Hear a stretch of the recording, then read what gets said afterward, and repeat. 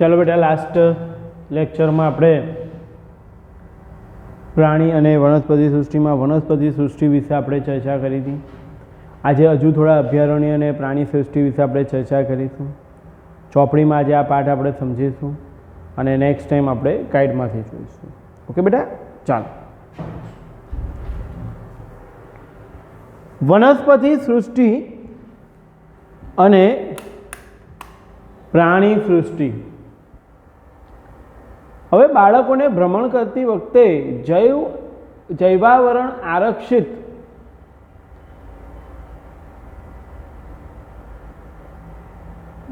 બાજુમાં જતું જૈવાવરણ આરક્ષિત વિસ્તારોની લીલોતરીની પ્રશંસા કરી. ત્યાં લીલોતરી હોય જ, કારણ કે એ કેવો વિસ્તાર છે? આરક્ષિત વિસ્તાર છે, એટલે 100% ત્યાં લીલોતરી હોય જ. તેઓ ઊંચા શાકના વૃક્ષો તેમજ વન્ય પ્રાણીઓને જોઈને ખુશ થયા. પહેલીએ અચાનક એક સસલું જોયું અને તેને પકડવાનો પ્રયત્ન કર્યો. કારણ કે વાઘ કે સિંહને તો પકડી જ ના શકે, તેની પાછળ દોડી. પ્રોફેસર અહેમદે તેને અટકાવી દીધી અને સમજાવી કે પ્રાણીઓ પોતાના નિવાસસ્થાનમાં ખુશ રહે છે. આપણે ગમે તેટલું બહાર ફરવા આ તે જઈએ પણ આપણને શાંતિ ક્યાં મળે? ઘરે આવીએ ત્યારે. એવું આપણે તેને પરેશાન કરવા જોઈએ નહીં. માધવજીએ સમજાવ્યું કે કેટલાક પ્રાણીઓ તેમજ વનસ્પતિઓ કોઈ વિશિષ્ટ વિસ્તારમાં જોવા મળે છે. આવા વિશિષ્ટ વિસ્તારમાં જોવા મળતી વનસ્પતિઓને તે વિસ્તારની વનસ્પતિ સૃષ્ટિ અને એ વિશિષ્ટ વિસ્તારમાં જોવા મળતા પ્રાણીઓને તે વિસ્તારની પ્રાણી સૃષ્ટિ કહે છે. રિપીટ કરું? શું છે? કેટલાક પ્રાણીઓ તેમજ વનસ્પતિઓ કોઈ વિશિષ્ટ વિસ્તારમાં જોવા મળે. આવા વિશિષ્ટ વિસ્તારમાં જોવા મળતી વનસ્પતિઓને તે વિસ્તારની વનસ્પતિ સૃષ્ટિ અને પ્રાણીઓને તે વિસ્તારની પ્રાણી સૃષ્ટિ કહે છે. દાખલા તરીકે જો સાગ, સાલ, આંબો, જાંબુ, હંસરાજ, અર્જુન આ બધી વનસ્પતિ સૃષ્ટિ છે. જ્યારે ચિકારા, નીલગાય, બાર્કિંગ ડિયર એટલે ભસતું હરણ, બાર્કિંગ ડિયર ભેગું છે. ચિકારા, નીલગાય, બાર્કિંગ ડિયર, ચિત્તલ, દીપડો, જંગલી કૂતરો, વરુ વગેરે પંચમઢી વિસ્તારમાં જોવા મળતી આરક્ષિત સૃષ્ટિ છે. જો ફોટા આપેલા છે, ખતરનાક જ દેખાય છે. જંગલી કૂતરો, ચિત્તો. સ્થાનિક જાતિઓ હોય છે કેટલીક. બાળકો ઝડપથી શાંતિપૂર્વક, બોલો ઝડપથી પણ શાંતિ એટલે બબડ્યા વગર ગાઢ જંગલમાં પ્રવેશ્યા. બાળકો એક વિશાળ ખિસકોલી જોઈને આશ્ચર્યચકિત થઈ ગયા. મોટી ખિસકોલી. આ ખિસકોલીની પૂંછડી મોટી પીછાકાર છે. ખિસકોલીની પૂંછડી કેવી હતી? તો મોટી પીછાકાર હતી. તેઓ તેના વિશે જાણવા ઉત્સુક બન્યા, એટલે એમને પૂછ્યું. પેલા એમની જોડે માધવજીને અહેમદભાઈ આવ્યા હતા ને, એમને પૂછ્યું તો માધવજી કહે છે કે વિશાળ ખિસકોલી છે અને એ વિસ્તારની સ્થાનિક જાતિ છે.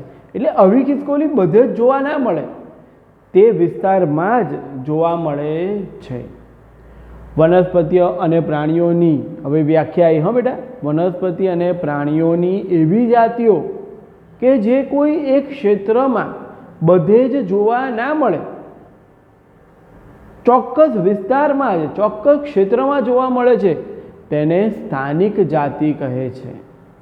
તે કોઈ અન્ય વિસ્તારમાં પ્રાકૃતિક રૂપે જોવા મળતી નથી. હા, સમજવા જેવું છે. જો આ ખિસકોલીઓની 3-4 જોડી અથવા વધારે જોડી બીજે કશે લઈ જવામાં આવે તો 2 સંજોગો હોય કે ભાઈ આ ખિસકોલી છે, હું બીજા કોઈ જંગલમાં લઈ જાઉં ને ત્યાં આગળ બી એવી બધી ખિસકોલીઓ વધે તો 2 સંજોગો છે. કદાચ એ ખિસકોલી ત્યાંનું વાતાવરણ સહન ના કરી શકે તો મરી પણ જાય. પણ જો બધી ના મરે અને થોડીક બચી જાય, 10 લઈ ગયા હોય ને 2 બચી જાય, તો ત્યાં પણ એ જાતિનો વિકાસ થઈ શકે છે. અમુક વખતે તમે પેપરમાં બી ફોટા જોતા હશો કે ત્યાં જ જોવા મળે છે. તો વનસ્પતિ અને પ્રાણીઓની એવી જાતિઓ કે જે કોઈ એક જ ક્ષેત્રમાં વિશિષ્ટ રૂપે જોવા મળે છે તેને સ્થાનિક જાતિ કહે છે. તે કોઈ અન્ય વિસ્તારમાં પ્રાકૃતિક રૂપે જોવા ના મળે. કોઈ વિશિષ્ટ પ્રકારની વનસ્પતિઓ તેમજ પ્રાણીઓ કોઈ વિસ્તાર, રાજ્ય કે દેશની સ્થાનિક જાતિ હોઈ શકે. દાખલા તરીકે આપણા બંગાળમાં બંગાળ લાયન, વ્હાઇટ કલરનો લાયન આપણે ત્યાં જ જોવા મળે છે, એની સ્થાનિક જાતિ છે. એ વ્હાઇટ ટાઈગરને આપણે અહીંયા લાવીએ, બેંગાલ ટાઈગરને આપણે આપણા ગીરમાં લાવીએ તો એ ત્યાં આગળ નથી ટકતો, અને ગીરના સિંહને આપણે ત્યાં લઈ જઈએ તો પણ એ ત્યાં નથી ટકતો. ગીરનો સિંહ આપણી સ્થાનિક જાતિ થઈ ગઈ. એવું છે બેટા.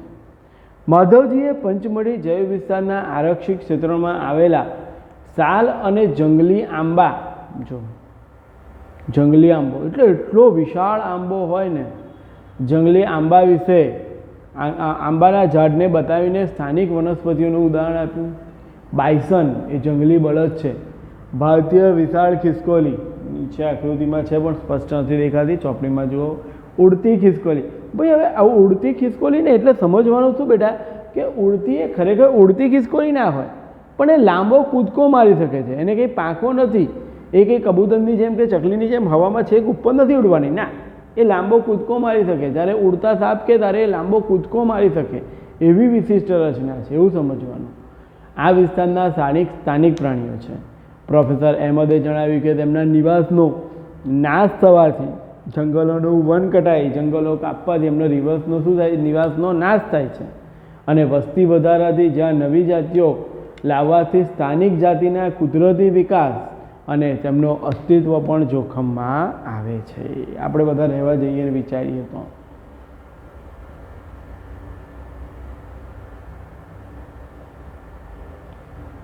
હવે વન્ય પ્રાણી અભયારણ્ય, વાઇલ્ડ લાઈફ સેન્ચ્યુરીઝ. તરત જ પહેલીએ એક બોર્ડ જોયું જેની ઉપર પંચમઢી વન્ય પ્રાણી અભયારણ્ય લખ્યું હતું. તો પ્રોફેસર સમજાવે છે કે વન્ય પ્રાણી અભયારણ્ય શું છે. આરક્ષિત જંગલોની જેમ કેટલાક એવા વિસ્તાર, આરક્ષિત જંગલો આરક્ષિત છે, ત્યાં કેવું બીજું કોઈ જ જઈ શકે નહીં. તો આરક્ષિત જંગલોની જેમ જ બીજા કેટલાક વિસ્તાર એવા છે, બીજા કેટલાક એવા વિસ્તાર છે જ્યાં વન્ય પ્રાણીઓ સુરક્ષિત તેમજ સંરક્ષિત છે, અને તેને કહેવાય છે વન્ય પ્રાણી અભયારણ્ય. એટલે ત્યાં કોઈ પણ જાતનો શિકાર કરવાની, વગર કામનું કામ સિવાય અંદર મુલાકાત લેવાની એ બધા પર મનાઈ હોય છે. ત્યાં આગળ તમારે જવું હોય ને તો તમારે પેલી વાનમાં કે ગાડીમાં કે બસમાં જવું પડે, પ્રાણીઓ છૂટા હોય. માધવજી આગળ જણાવે છે કે અભયારણ્ય એ જગ્યા છે જ્યાં પ્રાણીઓનો શિકાર કરવો અથવા તેને પકડવો એટલે કે કેદ કરવા માટે સંપૂર્ણ પ્રતિબંધ છે. તમારે આવા વિસ્તારો શોધવાના કયા કયા છે તે વન્ય પ્રાણી અભયારણ્ય. હવે આ અભયારણ્ય છે, અભયારણ્ય અને રાષ્ટ્રીય ઉદ્યાન, એમાં શું ફરક છે તે સમજજો. હવે જોઈએ છે રાષ્ટ્રીય ઉદ્યાન પર. એ અફસોસની વાત છે કે સંરક્ષિત જંગલોમાં પણ વન્ય પ્રાણીઓ માટે સુરક્ષિત નથી, કારણ કે તેની આસપાસના ક્ષેત્રમાં રહેવાવાળા લોકો અતિ ઉપયોગ કરી નષ્ટ કરે છે. તમે પણ પ્રાણી સંગ્રહાલયની મુલાકાત યાદ કરો. પ્રાણી સંગ્રહાલય પણ એવું સ્થાન છે જ્યાં પ્રાણીઓને રક્ષણ મળે છે, પણ પ્રાણીઓ છૂટથી ના ફરી શકે. પ્રાણી સંગ્રહાલય અને અભયારણ્યમાં શું ફરક છે?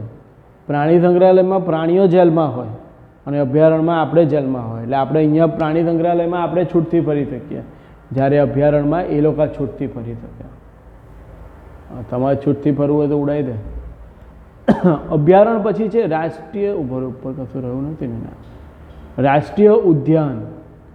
રોડની સાઈડ પર એક બોર્ડ લગાવેલું હતું કે સાતપુડા, યાદ રાખજો બેટા, કયું? સાતપુડા રાષ્ટ્રીય ઉદ્યાન. હવે ત્યાં જવા માટે ઉત્સુક હતા. માધવજીએ તો કહી દીધું કે આ વિશાળ આરક્ષિત ક્ષેત્ર છે. સાતપુડા એટલે બહુ મોટી જગ્યા છે, અને એ પણ આરક્ષિત. આરક્ષિત જ્યારે તમને કહે ત્યારે તમારે સમજવાનું કે ત્યાં આગળ બીજું કોઈ પ્રાણી, બીજું કોઈ પક્ષી, એટલે કે બીજો માનવ પ્રવૃત્તિઓ થઈ શકતી નથી. આ વિશાળ આરક્ષિત ક્ષેત્ર છે. પર્યાવરણના સંપૂર્ણ નિવસન તંત્રનું સંરક્ષણ કરવા પર્યાપ્ત છે. બેટા અહીંયા સમજો, સંપૂર્ણ નિવસન તંત્ર એટલે કુદરતી રીતે ઉપસ્થિત બધી વસ્તુઓ, દરેક વનસ્પતિ, દરેક પ્રાણીઓ, એ બધાનું સંરક્ષણ કરવું પડે. એને કહેવાય છે રાષ્ટ્રીય ઉદ્યાન. નિવસન તંત્ર શું છે? તો નાના ઘણા બધા સજીવો છે જે ભેગું થઈને એકબીજા ઉપર આધાર રાખે છે. દરેક સજીવ ખોરાકથી લઈને બધી બાબત ઉપર એકબીજા પર આધાર રાખે છે, અને એ જે ભેગું થઈને બનાવે તે નિવસન તંત્ર, તેને રાષ્ટ્રીય ઉદ્યાન કહે. તે વનસ્પતિની, પ્રાણીની જાત, ભૂમિ વિસ્તાર તથા ઐતિહાસિક વસ્તુઓનું સંરક્ષણ કરે છે. સાતપુડા રાષ્ટ્રીય ઉદ્યાન ભારતનું આરક્ષિત જંગલ છે. આ જંગલમાં ઉચ્ચ પ્રકારના વૃક્ષો અને પ્રાણીઓ પણ જોવા મળે છે. પડે ખબર? અગત્યનું છે. આ શું હતું? આપણું રાષ્ટ્રીય ઉદ્યાન. પેલું શું હતું? અભયારણ્ય. અભયારણ્યમાં જનરલી વન્ય પ્રાણી અભયારણ્ય, એટલે એમાં પ્રાણીઓનું. જ્યારે આ રાષ્ટ્રીય ઉદ્યાન એટલે પ્રાણીઓ, સૂક્ષ્મજીવો ઉપરાંત વનસ્પતિઓનું પણ સંરક્ષણ થાય છે. બાળકો જેવા આગળ ગયા તેમને એક બોર્ડ મળ્યું જેના પર લખેલું હતું સાતપુડા વાઘ અભયારણ્ય વિસ્તાર, વાઘ આરક્ષિત વિસ્તાર. માધવજી કહે છે કે આપણી સરકારે જંગલ માટે વાઘના સંરક્ષણ માટે પ્રોજેક્ટ ટાઈગર અમલમાં મૂક્યો છે. પ્રોજેક્ટનો ઉદ્દેશ આપણા દેશમાં વાઘના જીવનનું નાશ અટકાવીને વાઘની વસ્તીની જાળવણી કરવાનો છે. અને છેલ્લા કેટલાક વર્ષોમાં તમે અભ્યાસ કરો તો વાઘની સંખ્યા પણ વધી. પણ હવે જરૂર શું? તો એ આપણા અભયારણ્યનું એક વિશિષ્ટ અંગ છે. ઘણા બધા લોકો એની ઉપર, ઘણી બધી વનસ્પતિઓ, ઘણા બધા પ્રાણીઓ એની ઉપર આધાર રાખે છે, અને એ પણ આખું એક નિવસન તંત્ર રચે છે. એટલા માટે એ જરૂરી છે.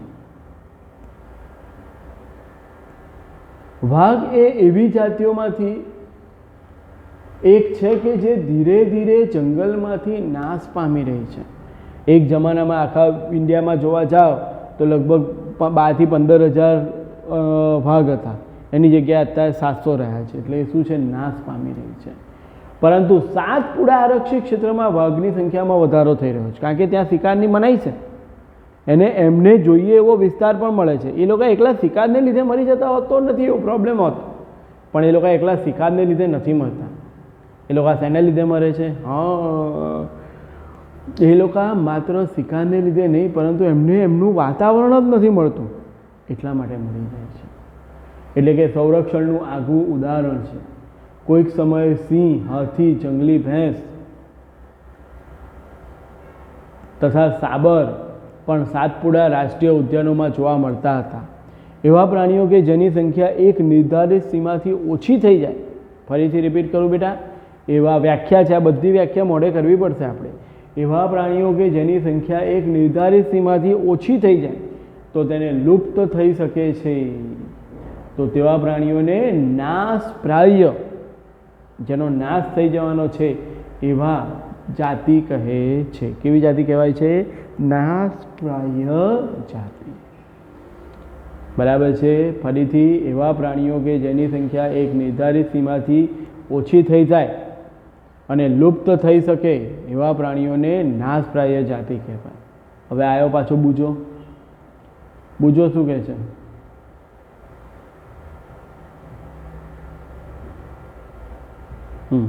બુજોએ ડાયનાસોર વિશે યાદ દેવડાવ્યું કે જે લાખો વર્ષ પહેલાં લુપ્ત થઈ ગયા હતા. બહુ સરસ છે, વિચારવા જેવું છે. ડાયનાસોર કેમ મરી ગયા? શરૂઆતમાં જે ડાયનાસોર હતા એ બધા જ માંસાહારી હતા. હવે ડાયનાસોર એના કદ પ્રમાણે રોજનું 50, 60, 70, 100, 200, 500 કિલો ખાવાનું જોઈએ, અને એમની સંખ્યા વધતી હતી. શરૂઆતમાં તો એમને મળી રહ્યું, પણ પછી એમને એટલો ખોરાક મળ્યો જ નહીં. સો ધે આર કન્વર્ટેડ, એટલે એમનું રૂપાંતર શેમાં થયું? સાચી વાત છે. એટલે એ લોકો શાકાહારી બન્યા.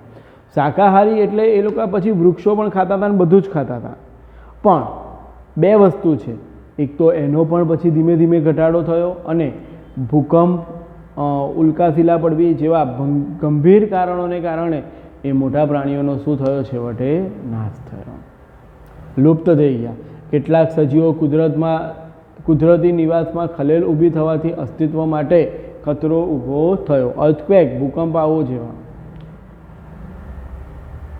માધવજીએ પહેલીને જણાવ્યું. માધવજી શું કહે છે પહેલીને? જો માધવજી પહેલીને કહે છે કે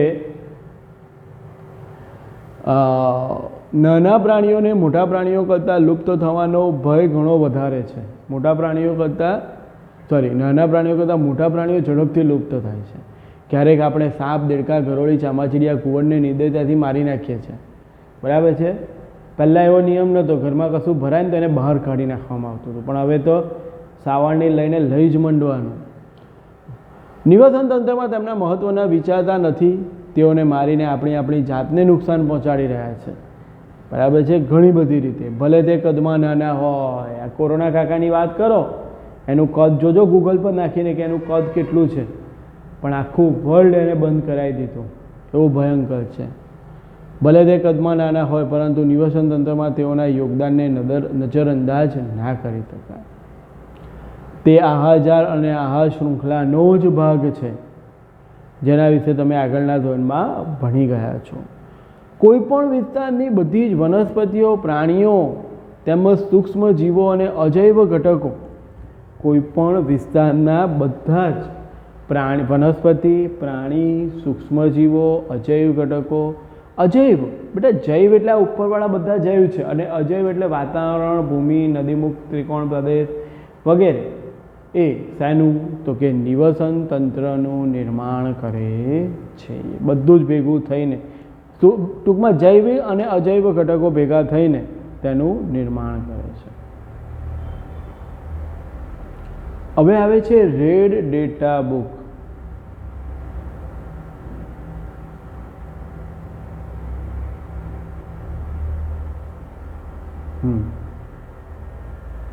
રેડ ડેટા બુક શું કહે છે તો સમજો. પ્રોફેસર અહેમદ બાળકોને રેડ ડેટા બુક વિશે જણાવે છે.